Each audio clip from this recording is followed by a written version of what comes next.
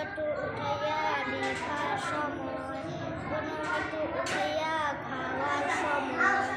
এই তিন প্রকারে বসা সুন্নত, অন্যরকম বসা ও জায়েজ আছে, কিন্তু সুন্নত আদায় হয় না, সওয়াব পাওয়া যায় না।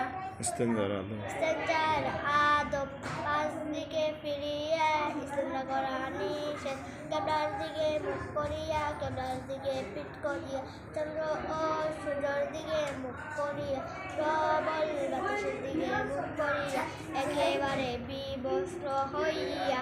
10 জায়গায় ইস্তেঞ্জা করা নিষেধ, মানুষ চলাচলের রাস্তা, ছায়াদার ফলদার গাছের নিচে, অজু ও গোসলের স্থানে, গর্তের ভিতরে, গোরস্থানে, দাঁড়াইয়া বা হাঁটিয়া, বিনা অজুরে পানিতে, ঘরে বা বিছানায়, মসজিদের আঙ্গিনা বা ঈদগাহে, জনসমুখে।